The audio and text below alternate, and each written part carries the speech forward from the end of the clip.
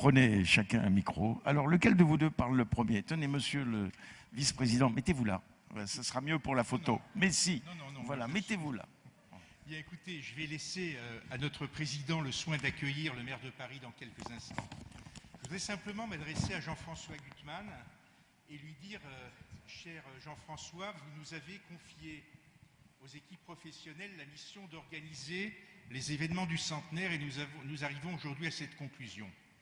Permettez-moi de vous en présenter le bilan en quelques mots. Nous avons voulu mettre en scène un centenaire qui ne soit pas une simple manifestation formelle d'auto-congratulation. Les objectifs étaient de transmettre le contenu et le sens de l'action de notre institution aux jeunes générations. D'autre part, de montrer l'actualité de l'action de l'OSE, de témoigner et d'agir pour renforcer l'esprit de la belle tradition de laïcité à la française, fondée sur le respect des identités et sur l'unité de la nation, sans uniformisation ni communautarisme, enfin de rappeler les potentialités de notre institution comme un des acteurs importants du secteur social, de l'enfance et du médico-social. L'ensemble de ces manifestations s'est déroulé avec 2 expositions, 3 colloques, des ouvrages édités dans le domaine de l'histoire, de l'enfance, des manifestations culturelles, le rassemblement populaire de la Pelouse de Reuilly. Je souhaite remercier le conseil d'administration de l'OSE qui nous a fait confiance pour mener l'ensemble de ces missions. Je souhaite remercier le comité de parrainage, les participants à l'ensemble de nos manifestations, les équipes des services communication, histoire, enfance, médico-social, l'ensemble des équipes de l'OSE, l'agence Crystal Event qui nous a accompagnés, les partenaires publics, les ministères, les régions, la ville de Paris, l'ensemble des collectivités territoriales, les partenaires privés, la SNCF, les laboratoires Roche, EDF, d'autres laboratoires encore, les fondations privées comme la Fondation La Poste ou la Fondation Bettencourt-Schuller. La manifestation n'aurait pas été ce qu'elle a été, le centenaire n'aura pas été ce qu'il a été sans le parrainage accordé par les présidents de la République, par M. Nicolas Sarkozy qui l'a accordé, par M. François Hollande qui l'a confirmé. Cher Jean-François, je vous laisse maintenant le soin d'indiquer aux équipes de l'OSE les orientations pour notre action, pour l'action de l'OSE dans les années qui viennent. Nous avons de belles équipes professionnelles, des bénévoles de plus en plus nombreux à nos côtés et je suis sûr que l'OSE continuera à aller de l'avant.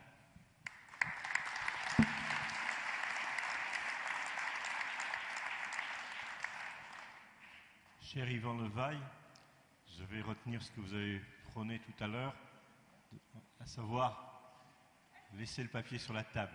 Mais je crois que le maire arrive, donc je vais peut-être attendre de dire mon propos à son arrivée.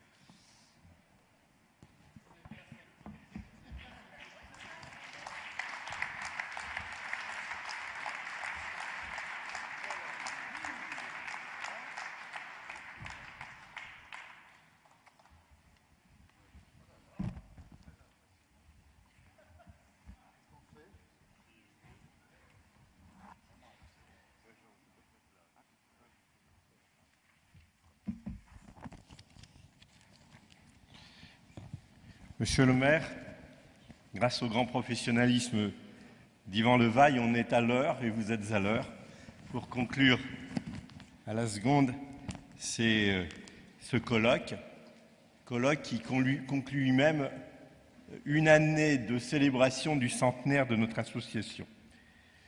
Alors, monsieur le maire, monsieur le ministre, mesdames et messieurs les élus, monsieur l'ambassadeur chargé des droits de l'homme, monsieur le président de la Commission nationale d'éthique, monsieur le grand rabbin, chers amis, mes premiers mots seront de remerciement à votre rencontre, monsieur le maire, non seulement pour votre présence ce soir pour clôturer ce colloque, mais plus largement pour votre implication personnelle auprès de notre association et ce depuis tant d'années. Je me remémore il y a 2 ans, la cérémonie très émouvante d'inauguration du Café des Psaumes rue des Rosiers, où, avec à vos côtés Dominique Bertinotti, à l'époque maire du 4e, aujourd'hui ministre délégué à la famille, et René-Paul Lemas, à l'époque directeur général de l'Office public d'HLM de la ville de Paris et à ce titre propriétaire des lieux et aujourd'hui secrétaire général de la présidence de la République, vous aviez souhaité cette inauguration modeste, à l'image de ceux qui fréquentent ce café social et qui maintiennent une flamme de vie juive dans la cité. Vous aviez discuté avec chacun et chacune des personnes attablées. Votre simplicité chaleureuse nous avait tous marqués. Ce rappel d'un moment passé illustre à merveille la grande complicité, je dirais même la connivence, qui unit au quotidien l'Ozé et la ville de Paris. Cette relation est évidemment institutionnelle, car la ville a la particularité d'exercer également les compétences de département et à ce titre assume les importantes compétences que les lois de décentralisation ont confiées aux conseils généraux s'agissant de l'aide sociale à l'enfance. Mais cela n'est pas que cela. Elle n'est pas que cela.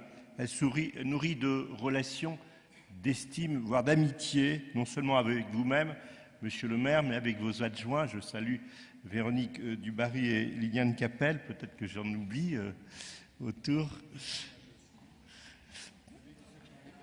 Voilà, alors je n'ai pas encore eu l'occasion de le connaître dans mes fonctions. Il a succédé, je crois, à Olga Trostiansky, avec lesquels nous avions également nourri des relations amicales.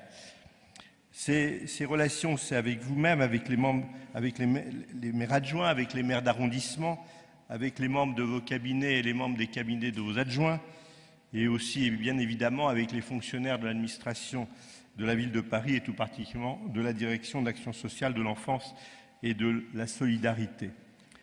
Mes remerciements ce soir vont aussi aux élus et aux fonctionnaires de la région, des autres départements d'Île-de-France, aux magistrats des tribunaux pour enfants, aux collaborateurs des services de la protection judiciaire de la jeunesse et de l'Agence régionale de la santé. Tout à l'heure, nous avons eu trois brillantes tables rondes animées par Yvan Levaille, autour desquelles se sont exprimés sur des sujets d'une brûlante actualité d'éminents chercheurs ou professeurs, certains qui nous font l'honneur d'être membres de notre conseil scientifique, des dirigeants d'associations sœurs, les orphelins apprentis d'Auteuil, le Conseil d'action sociale protestant, le Conseil français du culte musulman, sur le thème de la laïcité avec la brillante intervention de Rémi Schwartz, dont je voudrais féliciter la toute nouvelle nomination avant-hier comme président de l'Office français de l'immigration et de l'intégration. Je voudrais tous vous dire combien nous avons été heureux de pouvoir prendre part à ce débat et au niveau de qualité auquel vous avez su le porter. Je voudrais tout particulièrement me tourner vers Roger Feinzilberg pour lui dire combien nous sommes reconnaissants de ce qu'il a fait depuis 8 ans à la tête de l'association et tout particulièrement de la façon dont il a conduit de main de maître une année de célébration festive et avec dans tous les côtés des festivités, le côté intellectuel que nous avons eu aujourd'hui, le côté festif et champêtre sur la pelouse de Reuilly le 1er juillet dernier, à Paris, mais aussi en province et à l'étranger, dans les villes où l'histoire de l'Ozé avait eu sa place, à Saint-Pétersbourg, à Varsovie, à Rome. De tout ça, je voudrais lui dire ma profonde reconnaissance et la doubler de ce qu'il sait être notre grande amitié dans les relations que nous avons eues depuis 8 ans. Et je le dis au moment où il va quitter ses fonctions de directeur général opérationnel à la tête de l'association, alors qu'il restera à nos côtés dans des missions autour des partenariats internationaux, du mécénat et du développement des relations avec nos donateurs. Pour lui succéder, le conseil d'administration a choisi une femme. Alors je voudrais m'excuser à toutes celles qui ont déploré la faiblesse de la représentation féminine cet après-midi aux tables rondes. Mais vous avez maintenant pour de longues années une femme comme directrice générale de l'association. Et je voudrais saluer Patricia Citruc, qui a commencé sa vie professionnelle dans les services sociaux de la ville de Paris et dont le parcours remarquable qu'il a conduite jusqu'à la prestigieuse Inspection générale des affaires sociales, laisse augurer que le relais sera pris de la meilleure façon. Dans le bref temps qui m'est imparti, je voudrais tirer des conclusions non seulement des débats de cet après-midi, mais plus largement de toutes les manifestations qui ont jalonné cette année de célébration du centenaire. C'est avec une réelle émotion que nous contemplons le chemin parcouru à partir de l'initiative d'une poignée de médecins juifs, de l'intelligentsia russe libérale de Saint-Pétersbourg, qui s'inscrivait dans un courant de pensée hygiéniste, médecins souvent assimilés, mais qui ont éprouvé le besoin de s'organiser pour venir en aide aux populations juives dans la détresse. De cette initiative est née une association puissante européenne qui a traversé toutes les vicissitudes du siècle et la plus grave d'entre elles, la Shoah. Aujourd'hui, notre association, tout en poursuivant son objet social historique autour de l'enfance, s'est ouverte à d'autres souffrances, le handicap, la dépendance, la lutte contre la solitude et le soutien aux survivants de la Shoah.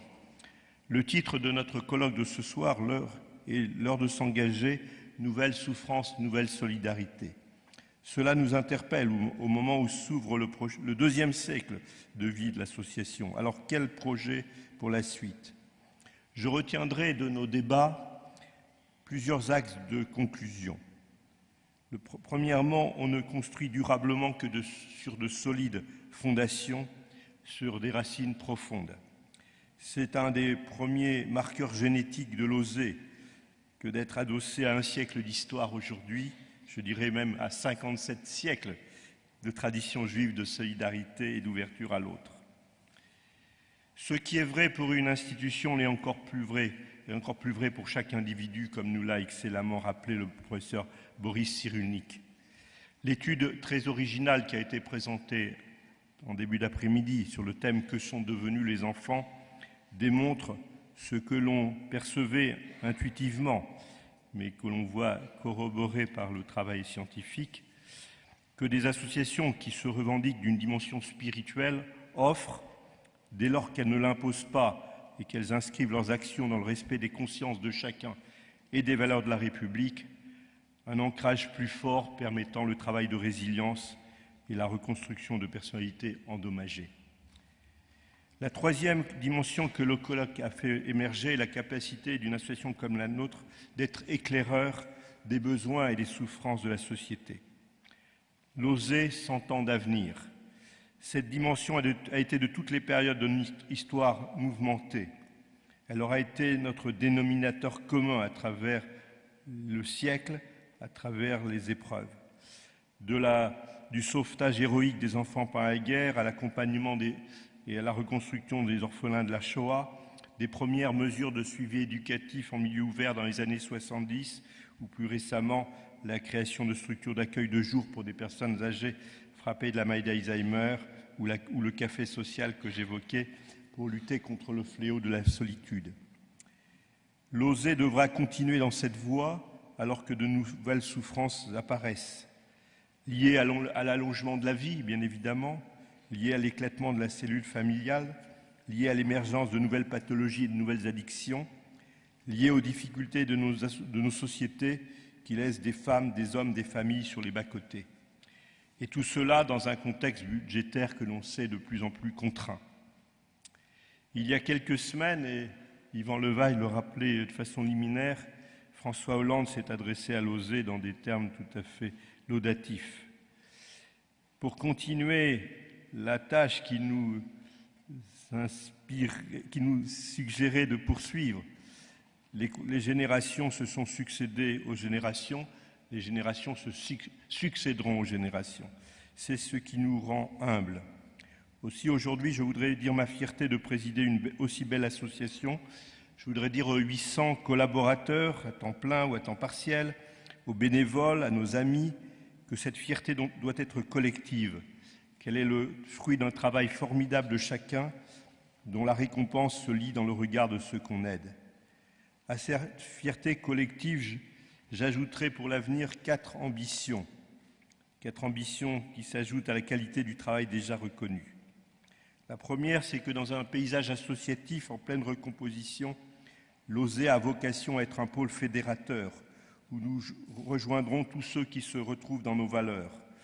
Et j'annonce aujourd'hui un scoop, ça va être le cas dans quelques jours, avec la maison d'enfants de Laversine dans l'Oise, héritière du mouvement des éclaireurs israélites de France qui a décidé de nous rejoindre. Notre association aujourd'hui est très parisienne et totalement francilienne. Elle a vocation à s'ouvrir à tous ceux qui en région solliciteraient notre expertise. Notre association a noué des partenariats internationaux. Tout à l'heure, un petit film le montrait, en Russie, en Pologne, en Ukraine, et bien évidemment avec nos associations sœurs en Italie et au Maroc, et bien évidemment surtout en Israël. Il est clair que c'est une ambition que nous devons porter bien plus haut, et j'ajouterai, pour le citer, l'initiative formidable de nos jeunes bénévoles qui travaillent à nos côtés, les jeunes de Jose, qui se sont lancés dans une initiative humanitaire remarquable en Inde.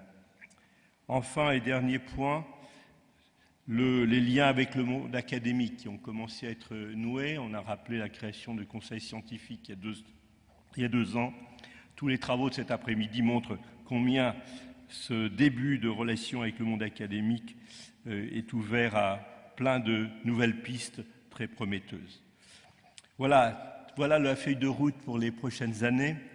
Tout cela ne pourra être conduit qu'avec le soutien indéfectible des pouvoirs publics, et je voudrais vous en remercier, des fondations caritatives et surtout des nombreux donateurs qui donnent en confiance. Et je voudrais saluer l'intervention du contrôleur représentant le comité de la Charte pour tout ce qu'il a dit et pour lui dire combien notre adhésion au comité de la Charte est également un engagement fort dans la qualité de l'association.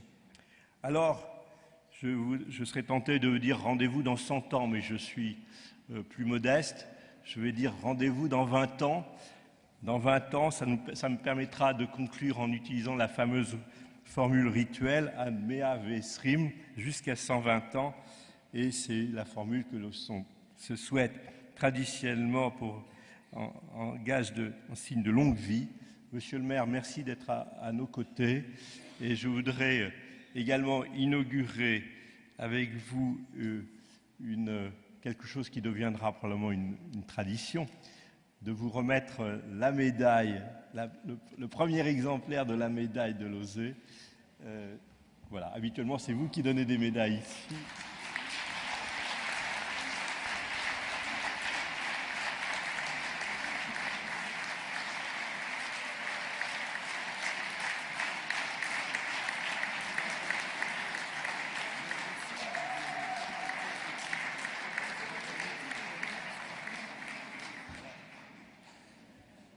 Je ne sais pas qui l'a faite. Roger, tu sais qui est le graveur?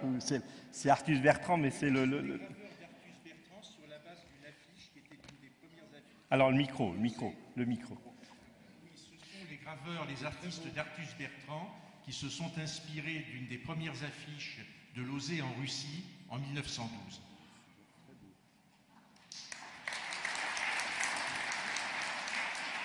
Merci beaucoup. Monsieur le maire. Je la garde. Est-ce qu'on pourrait d'abord éclairer la salle? Parce que moi, j'ai l'impression de venir voir des amis et si je ne les vois pas, si je ne peux pas les regarder... Voilà, merci. Donc, Monsieur le Président et chers amis qui êtes sur la scène et qui êtes dans cette salle, je veux vous dire vraiment, en toute sincérité, en toute simplicité, mon plaisir de partager ces quelques instants avec vous, comme nous partageons des grands pans de notre vie. D'abord parce que vous êtes vraiment un élément d'optimisme. Je sais que la vie se prolonge de plus en plus, mais chaque fois que je vois des centenaires vigoureux, qui ont l'esprit de jeunesse et qui donnent confiance dans l'avenir, j'en redemande, peut-être parce que je vieillis. En tout cas, votre inscription dans le temps et la force que vous y puisez pour vous projeter dans l'avenir est quelque chose de très important. Vous savez, dans cette période de crise, on n'a pas, et vous en savez quelque chose, beaucoup d'occasions de se réjouir. Et pourtant, dans la crise, il faut multiplier nos efforts pour être solidaires, en faire vraiment le plus possible, mais il faut y mettre non seulement du sens, vous en mettez beaucoup, mais aussi beaucoup de bonne humeur, parce que nous sommes ensemble l'humanité, et si ces convictions que nous partageons, cette volonté d'être dans une société civilisée, donc solidaire, si ce n'est pas aussi quelque chose qui nous tire vers le haut, quelque chose qui anime notre idéalisme, alors nous ratons une occasion d'avoir confiance. Oui, demain sera plus juste, demain sera plus humain, et une grande œuvre comme la vôtre y contribue puissamment. Je disais que vous prenez appui sur le temps, sur votre histoire. Et elle est belle, votre histoire, parce qu'elle est une réponse à la souffrance que parfois la barbarie humaine s'impose à elle-même, ou impose à l'humanité. Et je n'oublie pas ce qu'il y a de puissance dans le message de votre engagement pour les enfants rescapés de la Shoah, à la fois pour les sauver et pour qu'ils se reconstruisent et qu'ils soient des adultes qui aient confiance dans l'avenir. Vous vous rendez compte ce message que nos aînés, vos aînés, dans cette œuvre, nous transmettent comme encouragement formidable pour être aujourd'hui efficaces dans l'action. Je veux aussi souligner un point que l'on évoque moins de votre histoire. C'est le formidable élan de solidarité que vous avez su créer vis-à-vis de nos compatriotes rapatriés d'Afrique du Nord. Ça a été un traumatisme. Il fallait que les peuples deviennent libres, c'est la moindre des choses, indépendants, maîtres de leur destin. Mais en même temps, il y a eu beaucoup de destinées humaines douloureuses. Et justement, avec votre sens humain profond, vous avez su manifester aussi votre solidarité et votre efficacité. Et puis, et c'est ça qui est très encourageant quand je vous observe, c'est que en permanence vous vous êtes réinventé et que vous avez su développer l'action de votre œuvre pour non seulement les enfants, mais toutes les personnes qui à un moment ont une fragilité et ont besoin tout simplement de ce sentiment d'égalité qui ne peut pas naître sans que nous entreprenions une action pour faire vivre ce droit à l'égalité. Et donc, qu'il s'agisse d'handicapés, des personnes isolées, vous avez, je précise que puisque vous avez bien repéré, vous avez eu raison, Liliane Capel et Véronique Dubarry, mes adjointes chargées de la solidarité intergénérationnelle et des citoyens handicapés, je vous précise que mon adjoint à la petite enfance, qui est là, est bien Christophe Najowski, mais j'ai remarqué que vous vouliez vous attacher surtout à la promotion, et Romain, t'es pas... Ah si, t'es adjoint, eh bien évidemment.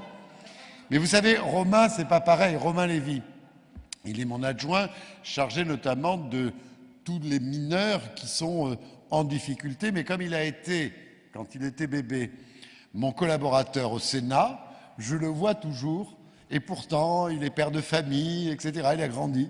Mais qu'est-ce que tu veux, Romain? Je te vois toujours comme un petit enfant, c'est gentil. Mais voilà, et j'oubliais Romain Lévy.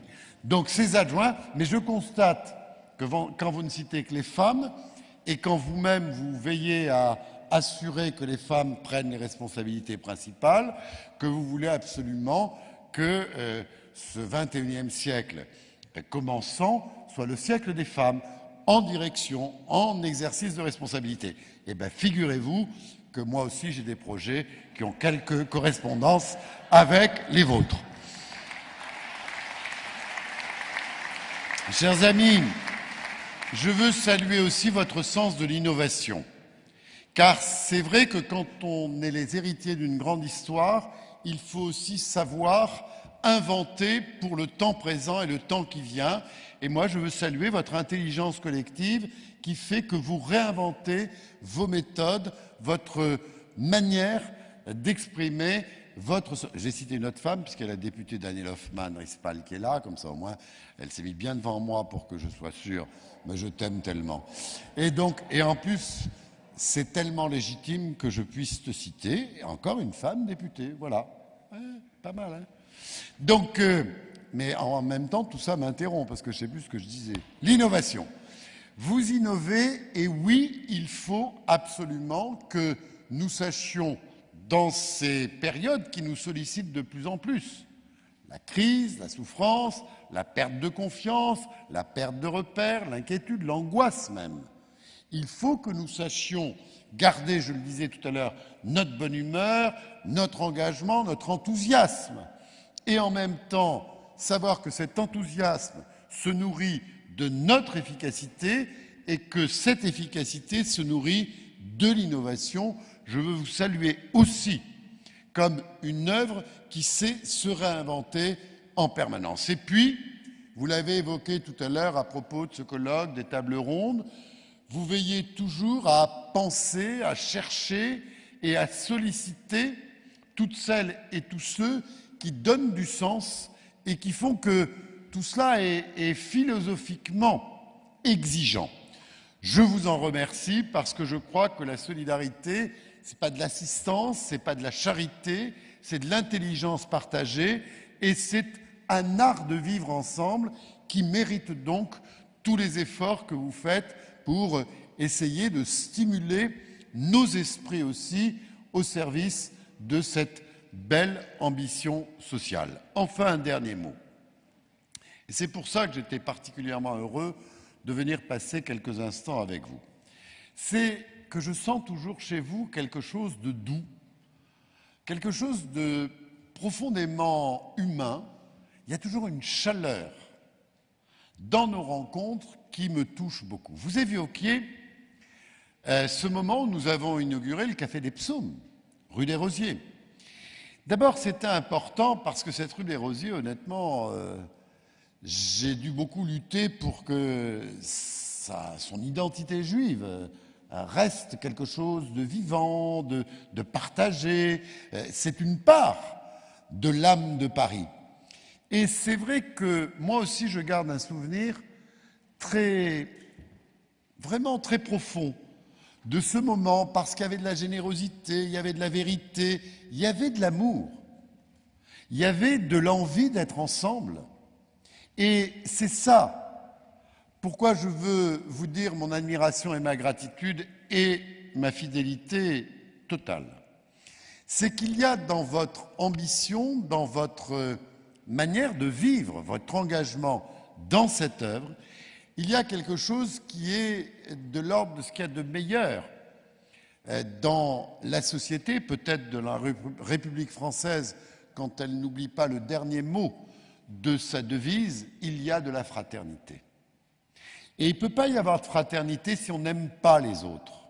Il ne peut pas y avoir de fraternité si on n'a pas un grand sourire de les voir, si on n'a pas envie de se poser pour partager un moment, pour se donner quelque chose.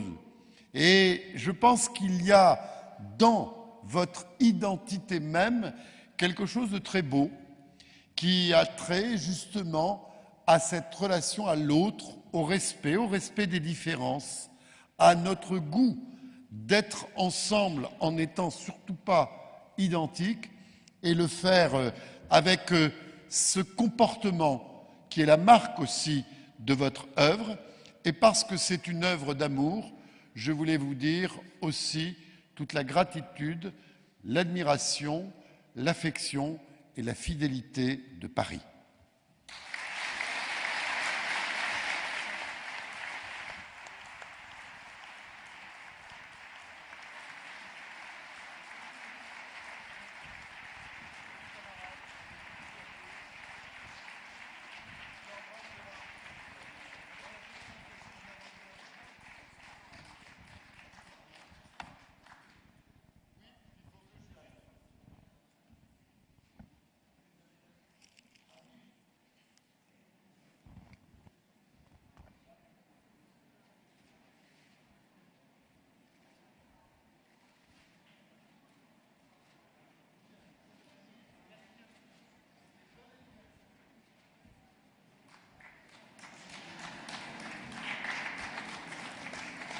Donc nous vous invitons à passer dans le salon à côté pour prendre le verre de l'amitié.